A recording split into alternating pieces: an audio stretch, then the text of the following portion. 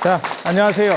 인류 역사상 가장 위대한 인생을 산 분의 삶을 따라가는 붓다로드 붓다 순례 시간에 오신 것을 환영합니다. 오늘 말씀드릴 이야기는 부처님의 생애 중에서 어떻게 보면 가장 정점 쪽으로 지금 가고 있는 거예요. 그래서 부처님의 깨달음과 관련된 그러한 앞뒤의 이야기들 해드리도록 하겠습니다.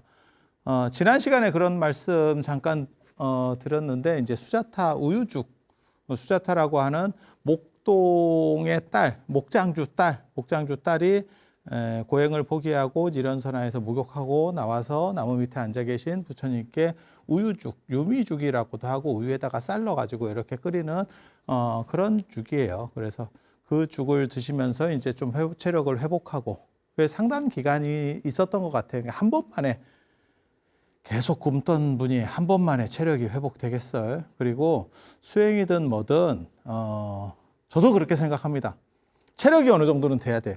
그러니까 기도도 그렇고 뭐 명상도 그렇고 뭐 참선하는 것도 그렇고 체력이 어느 정도 돼야 돼요. 그러니까 너무 늦게 시작하면 안 됩니다. 그래서 약간 습관을 들여야 돼.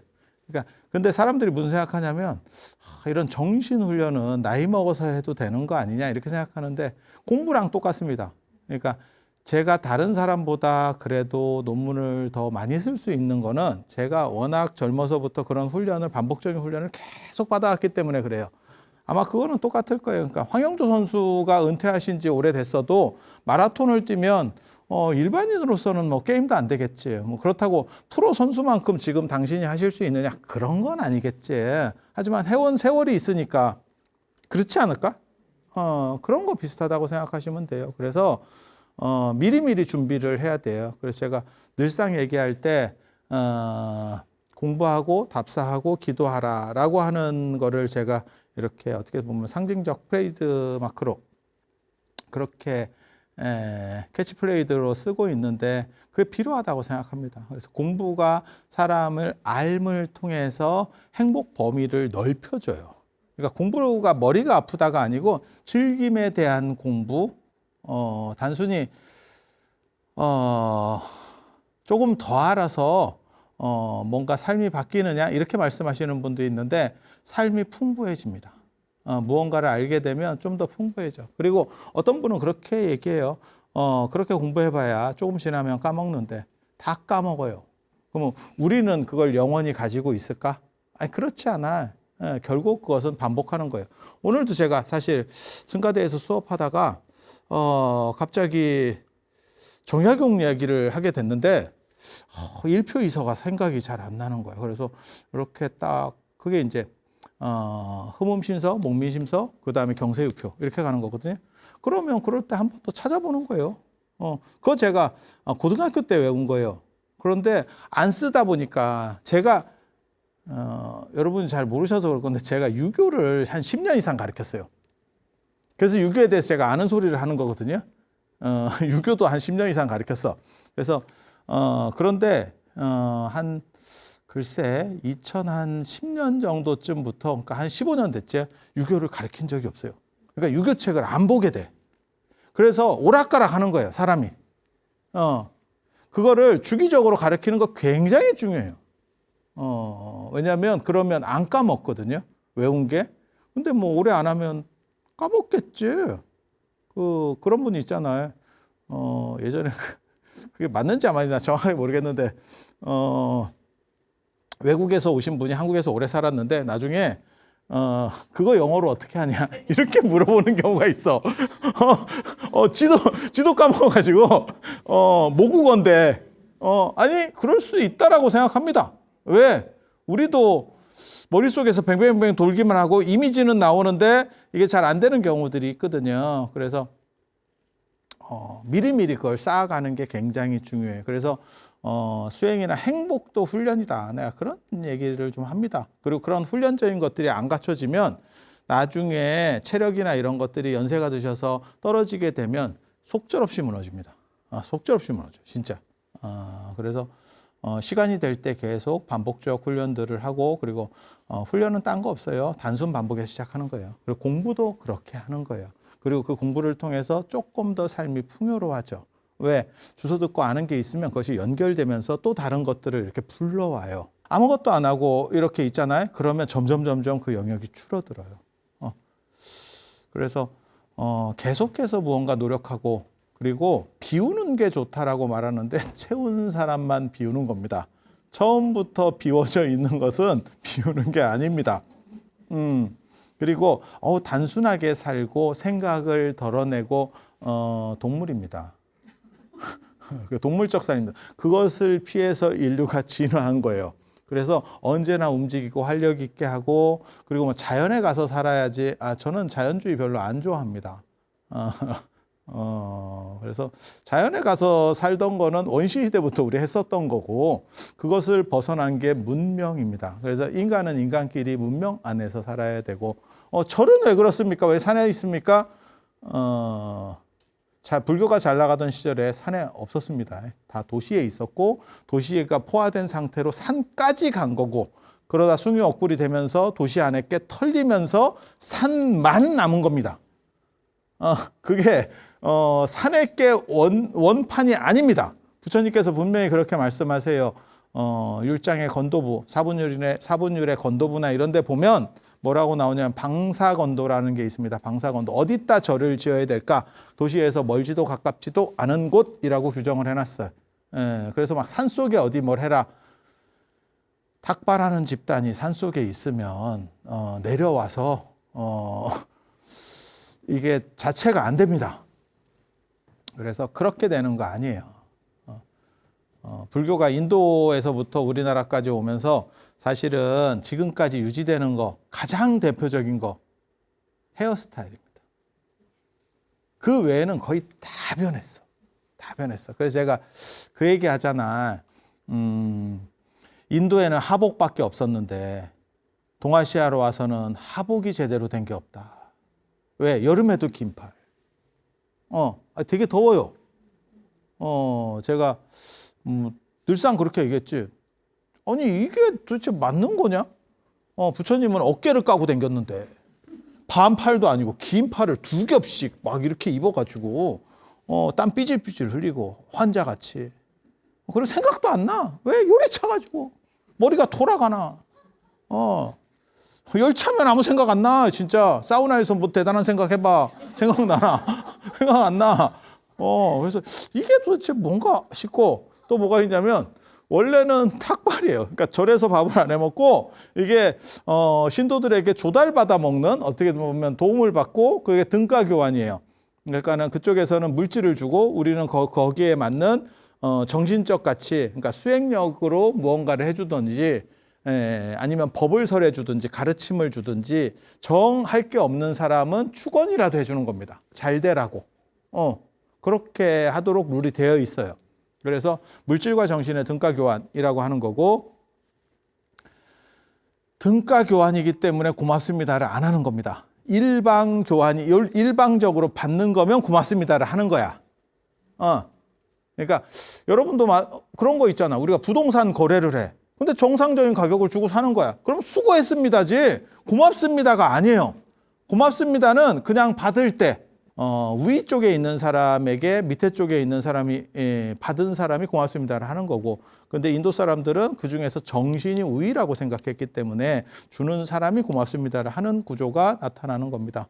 그래서 수자타 우유죽이라고 하는 게 있고, 전에도 말씀드렸지만 그 우유죽이라는 건 인도 문화, 그 당시 유목 문화들이 있었구나. 그러니까 우유에 이렇게 곡물을 넣어가지고 죽을 끓이지 라고 하는 것. 지금은 유목 문화는 거의 없습니다. 이거 인도 초창기 얘기이기 때문에 아주 옛날 얘기. 아리안족 전통들이 남아있고, 걔네가 유목민이에요 원래. 그래서 저런 얘기가 있고, 기원 전후가 되면 문화가 완전히 바뀌어가면서 이제 농경 문화가 되고, 그리고 소숭배가 시작이 됩니다.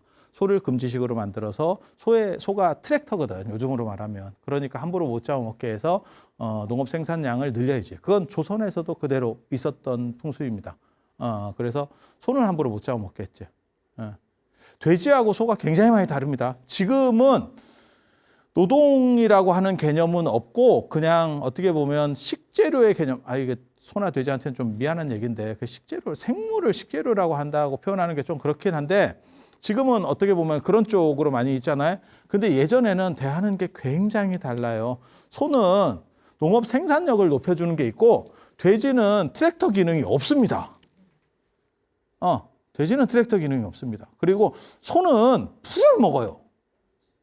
그래서 그냥 냅두면 우리랑 경쟁하지 않는다니까? 근데 돼지는 우리가 먹는 것도 먹어요. 아니야, 그게 식량이 적을 때는, 먹을 게 적을 때는 돼지가 경쟁자가 된다니까? 아니야, 이게 좀 달라요. 달라.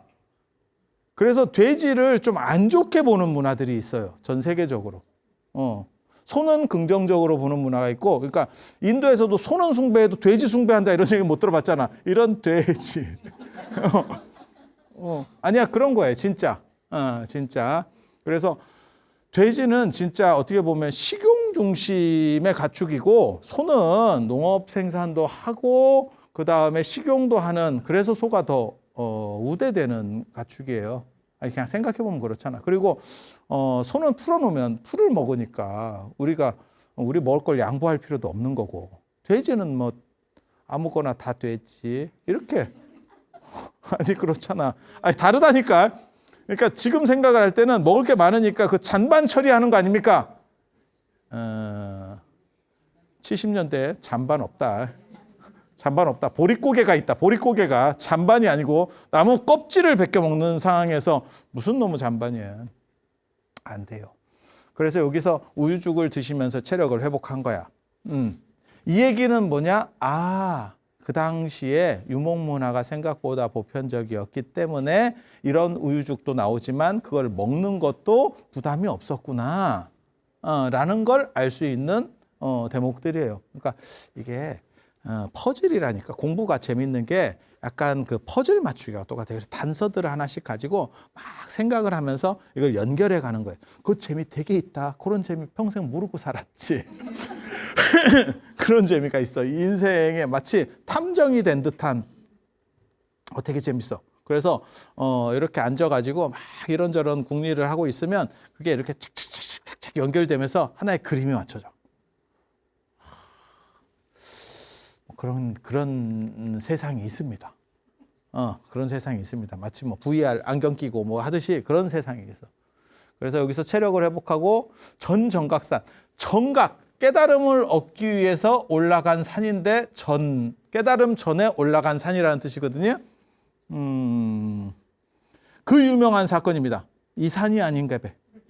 깨달음을 얻으려고 올라갔는데 이 산이 아닌가 봐 사건.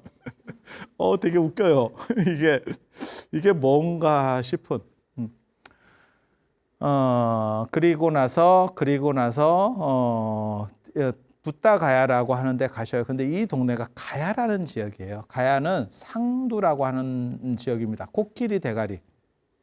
동물은 원래 대가리라 그래요. 그래서 코끼리 머리가 이렇게 좀 크고 그다음에 가운데가 약간 움푹해요.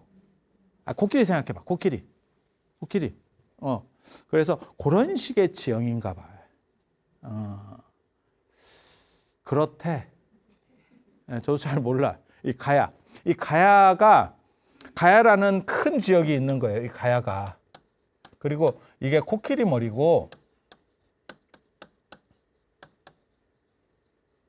코끼리 머리같이 생긴 지역이야. 여기가 우리식으로 말하면 계룡산입니다. 요즘은 이제 그런 얘기 별로 없는데 저희 어렸을 때만 하더라도 길에서 약장수들이 이렇게 차력쇼 하면서 계룡산에서 몇 년, 지리산에서 몇 년 언제나 나올 때 1순위로 나오는 데가 계룡산입니다.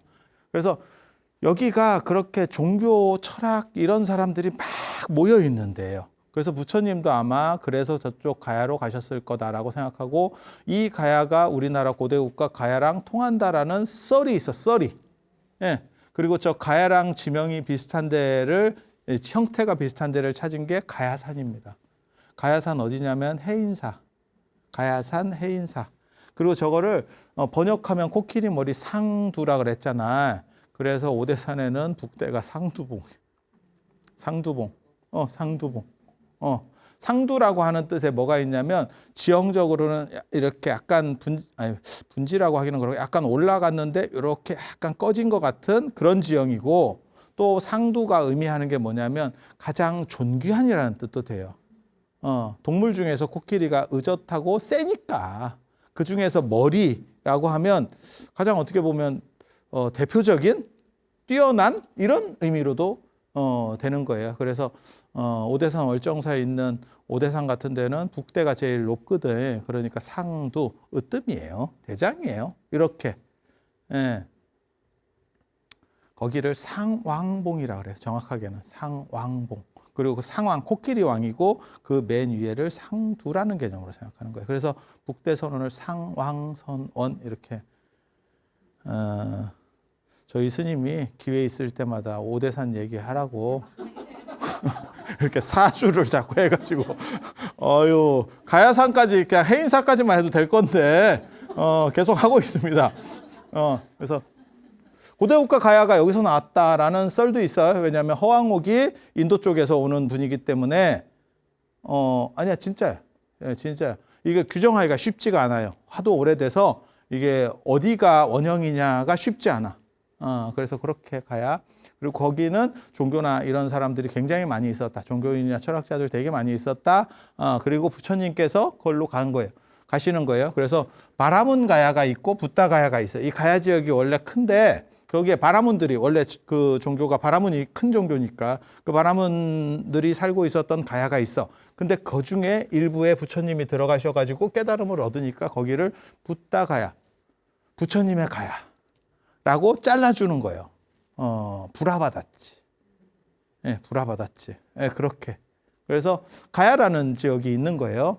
그래서 거기서 붓다가야로 가시는 거고, 그 붓다가야로 가시니까 무슨 일이 벌어지냐면, 거기에서 이제 쿠샤라고 하는데, 저걸 이제 풀이름으로 보는 게 맞을 거예요. 풀이름으로. 거기서 꼴배는 목동이 있었대. 그래서 그 사람한테 이제 물어봐요. 그 전에, 앉기 전에 여기서 무슨 사건이 벌어지냐면, 니련선화라고 하는 강에서 니련선화에서 바루를 띄우는 사건이 벌어집니다. 수자타한테 공양받았던 바루가 있겠지. 죽을 받으니까 맨손으로 죽만 퍼주진 않았을 거 아니야.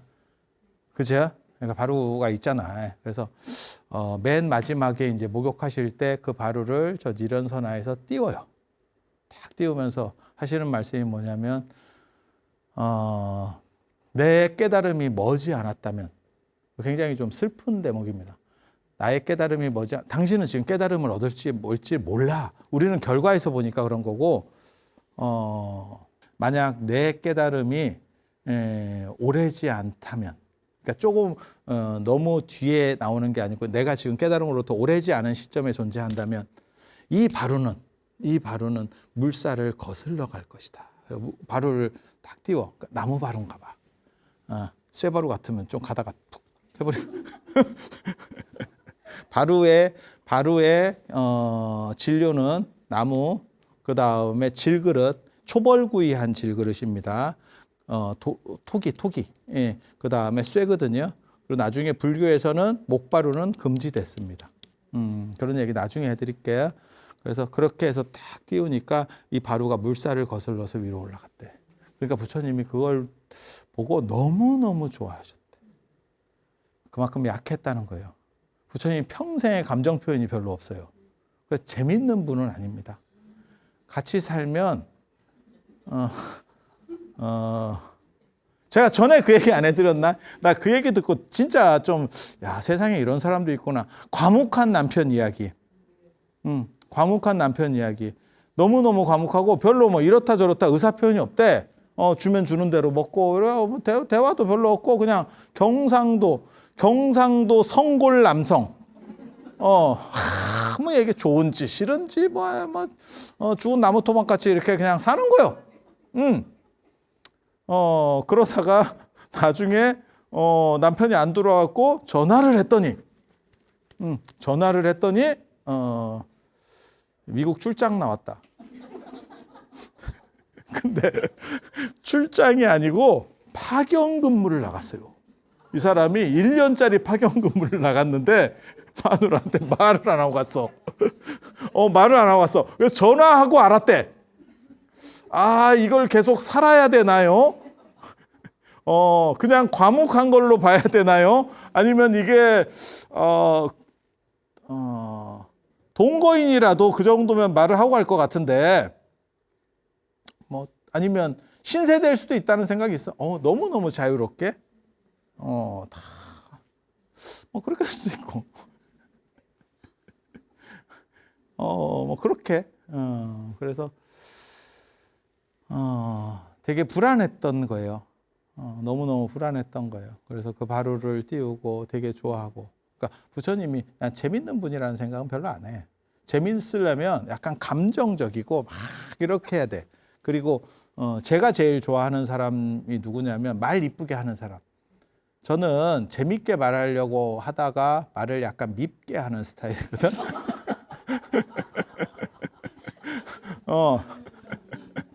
약간 그리고 제가 외모 공격이나 이런 걸 잘합니다. 그래서 의외로 상처받는, 이게 내성이 안 생기신 분들은 약간 상처를 받는 경우도 있어요. 이런 기회를 빌어서 죄송하다는 말씀을 올립니다. 그게 그냥 재밌자고 하는 거예요. 그리고 우리 때는 그런 거 뭐 괜찮았어. 근데 요즘 젊은 분들에게는 그게 올바르지 않은 행동이에요. 세대가 바뀌었잖아. 예. 그래서 부처님이 뭐 재밌는 분은 아니에요. 근데 감정 표현도 잘 안 하고 그러시는 분인데 저 때만 하더라도 굉장히 불안했던 거죠. 그래서 어떻게 보면 점 보는 거다 지금 이게. 점 보는 거다. 되겠습니까? 이렇게 제가 얘기했잖아. 한국 사람들은 다 점을 볼 줄 안다.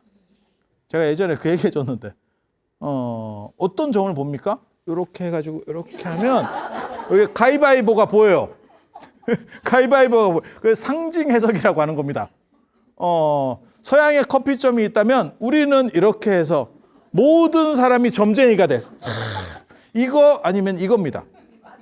이걸로 무슨 이게 뭐 가위바위보랑 뭔 관계가 있는지 나 지금도 내가 정확하게 이해는 못 하겠는데 그러니까 이게 뭐냐면 랜덤으로 드러나는 어떤 상징, 그러니까 어떤 주름이라든가 이런 것들의 형태를 보고 그것을 내가 연상시켜 가는 방식이거든.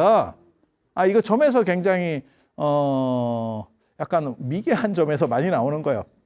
그리고 언제도 했었냐면 여러분 기억해 보시면 책 같은 거 이렇게 딱 넘기면서 사람 몇 명 나오고 뭐 이런 거 있어. 이런 거.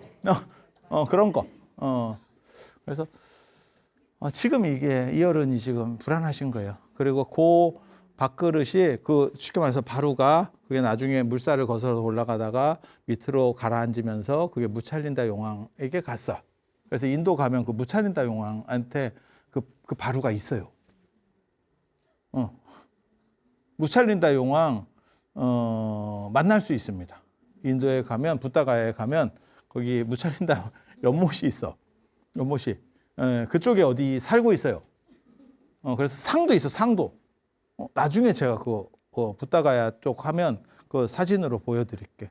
그래서 그거 있고 또 여기서도 그게 나와요. 부처님이 이제 더우니까 인도는 더운 지역이니까 나무 이렇게 딱 해갖고 12월 8일 날 깨달음을 얻으셨는데 굳이 나무 밑에 있을 필요가 있겠나 이런 생각이 조금 들긴 하는데 이런 날짜들은 사실 나중에 붙은 경우들이 많아요. 그래서 실질적이 아닐 수 있습니다. 그리고 대당서역기나 자은전에 보면 현장 스님의 기록에 보면 부파마다 이런 날짜들이 약간씩 다르게 나와요. 그래서 처음에 잘 몰랐던 거야. 그리고 모를 수밖에 없는 게 지금 우리가 생각할 때는 당연히 그런 것들은 기록이 있는 거 아닙니까? 그런 거 필요 없습니다. 제자들은 내가 저 어른한테 내가 무엇을 교육받아서 깨달음을 얻을까가 중요한 거지 당신이 며칠 날 깨달았습니까? 이건 중요하지 않아. 그리고 여러분이 어떻게 생각하시는지 모르겠는데 옛날에는 그러니까 아주 옛날도 아니고 여러분 할아버지 아니면 증조 할아버지 세대만 하더라도 날짜나 시간 개념이 굉장히 좀 떨어집니다. 아니 그런 거예요. 그래서 자기 생일을 모르는 경우도 있습니다.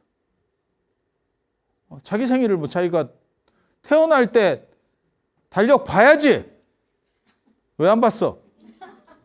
근데 이게 농경사회에서 단순 반복 패턴이고 이러다 보니까 쉽지가 않아요. 근데 이거 2,500년 전 얘기입니다. 그래서 날짜를 뭐 정확하게 기억하느냐? 쉽지 않아. 여러분도 생각해봐. 어떤 때 내가 다 해가지고 저 건물을 살까? 이래서 샀어. 그때 딱 생각이 하나 딱 든 거야. 계약 날짜는 할 수 있어도 그 생각이 딱 들었을 때 그거 언제냐? 글쎄. 내가 지금 박간 장반하고 언제 결혼하려고 딱 생각을 했느냐? 결혼식 날짜는 기억이 나지만 언젠가 있었지. 없지는 않았지. 그걸 결정한 날짜가 있을 거 아니야. 그거를 막 기록하나? 제삿날이나 기록해. 아니 그게 생각처럼 여러분 생각처럼 그게 정교하지 않다니까. 그래서 잘 모르시는 분들은 이런 거를 다 정해져 있는 갑다라고 생각하지만 현실은 그렇지 않아요. 그래서 나무 밑에서 보리수라고 하는 나무 밑에서 당신이 앉았다는 거는 약간 더울 때 아닙니까? 이런 생각을 해볼 수 있어. 그러니까 그늘이 필요한 거지. 겨울에 나무 밑에 굳이 추운데 나무 밑에까지 가셔야 됩니까? 조금 그렇지. 그냥 생각해봐. 좀 자유롭게 생각해봐. 그래서 이제 그 보리수를 만나게 되는 거야. 그래가지고 보리수를 딱 해서 그 밑에 이렇게 딱 앉으려고 하니까 바닥이 조금 편편하지 않은 걸로. 그래서 옆에를 딱 보니까 꼴 베는 사람이 풀을 베고 있더래. 그래서 물어본 거야. 그 풀이 뭐요? 그랬더니 길상초요. 그렇게 대답하더래. 다른 데는 뭐라고 나오냐면 또 다른 본에는 뭐라고 나오냐면 그 꼴 베던 목동 이름이 길상이다 라는 얘기도 나오는데 풀이 아마 길상일 거라고 생각을 합니다. 그래서 그 풀을 한 단만 저에게 줄 수 있습니까? 이렇게 얘기해요. 그러니까 그건 그 예전에 농경사회에서 그런 거는 이렇게 쉽게 제공되는 것들이거든요. 그러니까 어디다 쓰시려고요? 그러니까 제가 그 풀자리를 깔고 명상에 들려고 합니다. 라고 하니까 그러면 제가 보시하겠습니다. 그게 힘든 것도 아닌데 라고 해서 주고 이렇게 거기 앉는데 그 꼴베는 목동이 길상초라고 하는 말을 듣고 부처님이 되게 기뻐하셨대. 지금인가? 길상인가? 이러면서 그러니까 요 두 사건은 이 지련사나에 바로 띄운 사건하고 길상초 사건은 얼마나 심리적으로 불안했는지를 나타내주는 대표적 사건입니다. 그리고 나중에 마하보디 대탑. 그러니까 지금 그 나무가 어떤 나무냐면 피팔라거든. 나무가 없어졌네. 피팔라수예요. 피팔라수. 그게 나중에 당신께서 깨달음을 얻고 깨달음의 나무 보리수가 되는 거예요.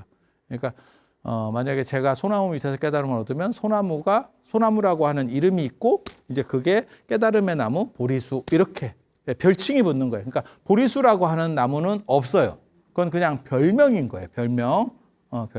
그래서 그렇게 있고 그다음에 그때가 언제냐면 11월 8일 날 계명성을 보고 새벽에 동쪽으로 앉아 계시는 거예요. 그래서 부처님은 동쪽으로 출가하고 동쪽으로 오시고 깨달음을 얻으신 거예요. 그러니까 동쪽 숭배라고 하는 것을 알 수 있어요. 그래서 그렇게 돼 있고 요걸 기념해서 나중에 요거를 12월을 옛날에 나벌이라 그랬어. 나벌. 이게 사냥납자입니다. 사냥납자. 글자 되게 어려워요. 사냥납자. 12월에는 눈이 오고 농사는 다 끝났잖아요. 동아시아 얘기하는 거예요. 동아시아. 우리나라. 나벌. 그렇게 해서 농사 다 끝났고 눈이 오면 짐승들의 발자국을 추적하기가 쉽대. 그리고 눈이 있는 대로 예전에는 그런 거 아세요? 동물을 토끼나 이런 거 잡을 때 눈 쪽으로 몰아버려. 그러면 애가 거기 빠지거든. 지금은 그렇게 깊은 눈이 없어. 눈이 좀 쌓여 있는 쪽으로 몰아버리면 애가 이렇게 빠져요. 그러면 애가 힘들지. 왜? 인간보다 다리가 짧잖아. 그래서 해부적거리면 잡는 거예요. 그래서 12월에 사냥을 많이 한다 그래서 사냥달이야. 그래서 나벌은 사냥달이라는 뜻이에요. 나벌 8일, 나팔이라 그래. 나팔. 초팔일인 것처럼 4월 8일을 초팔일 이렇게 초파일. 처음에 8일. 8일 중에서 대장. 그래서 4월 8일을 초파일, 초파일 이렇게 가는 거거든. 4월 초파일. 예, 이렇게 발음이 그렇게 가는 거예요. 그래서 요때 나팔일 이렇게 해. 나벌 8일을. 그리고 저때 수자타에 우유죽과 매치를 시켜서 죽을 먹으면서 철야정진을 하는 문화가 있어요. 성도제일 철야정진이라고 합니다. 그리고 스님들은 그때 뭐 하냐면 스님들은 12월 1일부터 8일까지 가행정진, 플러스 수행을 하는 경우가 있고 용맹정진, 잠을 안 자고 한 8일 정도를 계속 이렇게 수행하는 그런 문화가 있어요. 그리고 신도들과 스님들이 같이 하는 거는 법성계도를 만들어서 그거를 이렇게 돌면서 수행을 하는 게 있고 십바라밀도라고 하는 게 있어요. 십바라밀도. 그것도 이제 그림으로 되어 있어요. 그게 이제 보시, 지계, 인욕, 정진, 선정, 지혜, 그 다음에 방편, 원력지, 방편. 방편, 원력지 이렇게 그렇게 십바라밀도가 있어. 그림이 있어. 그 그림을 따라 돌면서 자기가 이제 수행을 하는 거지. 그러니까 혼자 수행할 수 있는 사람들은 용맹정진이나 가행정진을 하고 그 다음에 이제 그게 안 되는 분들은 누군가를 따라서 어떤 행위적인 거를 하면서 그 부처님의 어떤 수행하셔서 깨달음을 얻으시는 거를 기리는 거지. 그래서 그렇게 있고 이제 그림을 좀 봅시다. 이 얘기를 그림으로 조금 몇 장 없어요. 자, 수자타가 우유죽 주는 거 지난 시간에도 나왔었고요. 우유죽을 공양하시는 거. 그리고 이게 지련선화에서 이제 목욕도 하셨었고 그 다음에 그 바루도 띄우고라고 하는 그 얘기 전에 해드렸었습니다. 그리고 여기 이제 나중에 바루를 물에다가 띄워서 그게 무차린다 용왕이 가지고 가는 바람에 부처님이 깨닫고 나서 바루가 없었어요. 그래서 제위팔이라고 하는 사람이 그 얘기도 나중에 해드릴 거예요. 다시 길게. 이제 상인이 대상무역을 하다가 부처님을 보고 공양을 올렸는데 바루가 없어. 그래서 사천왕이, 여기 지금 사천왕입니다. 사천왕이 바루를 올리는 사천왕 봉발도라고 합니다. 사천왕이 바루를 바치는. 그래서 저게 4개라서 한국 바루가 4개다라고 하는 썰이 있고 저건 이제 또 다른 얘기를 해드릴 거예요. 인도는 거기에 하나의 바루에 옆에 이렇게 턱이 있어. 이렇게 하면 여기에 턱이 있어. 이렇게. 그래서 4개를 이렇게 상징하는 그게 있고 그 다음에 동아시아 바루는 저걸 포개는 방식으로 사실은 뭐 5개 썼습니다. 우리나라 4개 아니고요. 5개 썼습니다. 그래서 그렇게 대충 바루가 없어서 바루를 받게 되신다. 그거 나중에 얘기 다시 해드릴 거고 그 다음에 이게 전정각산입니다. 깨달음을 얻기 전에 도달하셨다는 전정각산, 신령한 산, 그 현장입니다. 가보면 거기 절이 있어요. 절이. 전정각산. 인도는 산 같지도 않은 걸 산이라고 합니다. 우리는 산이 굉장히 많은 나라고 인도 같은 데는 산이 없어요. 그래서 다 평야거든요. 그래서 별 볼 일 없는 게 산입니다. 그거 이제 딴 데 이런 데는 안 가보신 분도 있으니까 인도 가보시면 딴 데는 몰라도 영축산 가잖아. 영축산, 독수리, 해발 한 50m도 안 되죠. 이게 뭔가 하고 걸어갑니다. 그러면 옆에서 돈 달라고 하고 염주 사라고 하고 계속 이런 것만 재밌습니다. 그래서 인도 영축사는 뒷짐지고도 갑니다. 삼보일배를 하면 참 좋을 것 같은데 제가 또 삼보일배 매니아잖아. 삼보일배를 하면 참 좋을 것 같은데 소똥이 많아서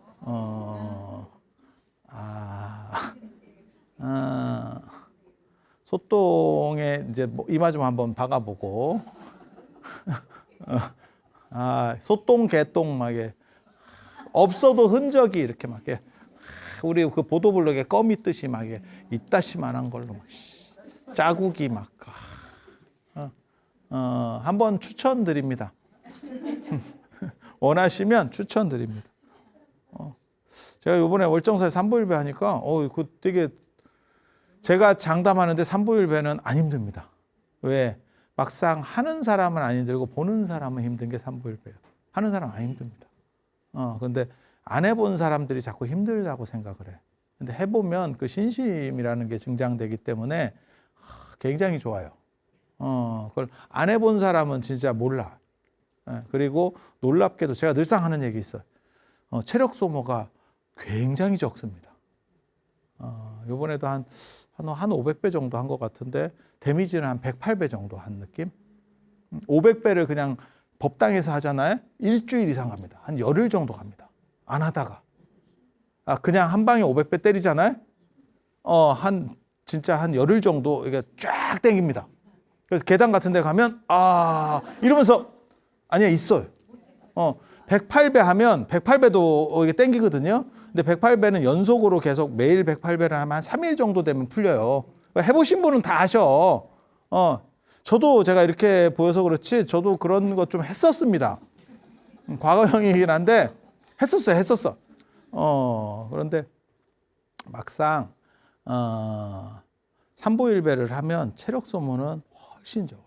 그게 신심이 올라오면서 사람이 계산하고 달라요. 그래서 제가 삼보일배 꼭 한번 해보세요. 이런 말씀을 드리거든요. 그리고 당신에게도 굉장히 감흥이 되고 막상 그걸 몸으로 느끼면 진짜 108배 한 번 정도 하는 그 정도 소모밖에 없다니까. 그리고 그 다음에 엄청나게 막 땡기고 그럴 것 같지? 안 그래요. 이거는 해본 사람만 알아.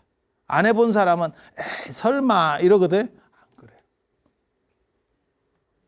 자, 여기 이쪽에 이제 절이고요. 여기에 유영굴이 있어요. 부처님께서 들어가셔서 다 깨달음을 얻으려고 하셨던 그 동굴이 있습니다. 그 동굴 안에 가면 이러한 불상이 있습니다.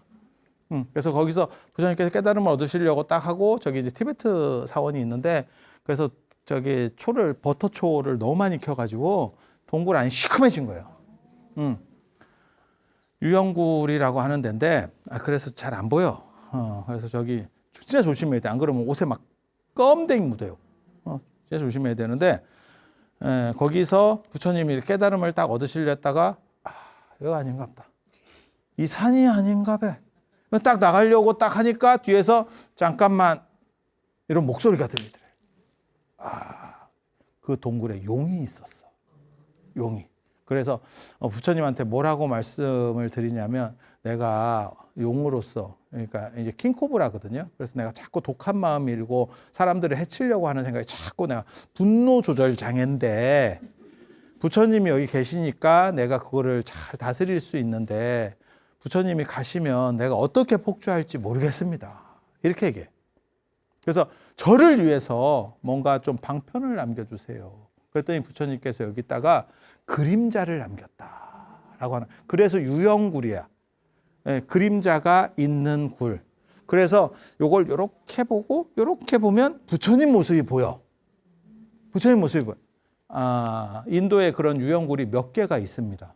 현장의 대당서역기나 자은전에 보면 그 이야기가 나오고 현장 스님도 그런 얘기를 듣고 가서 여기는 아닌 것 같고요. 다른 데서 그 다른 유영굴에서 부처님 모습을 친견하는 대목이 나와요. 다 이렇게 기도를 하고 이렇게 하니까 부처님께서 벽에서 이렇게 쫙 나오시더라. 홀로그램 같이.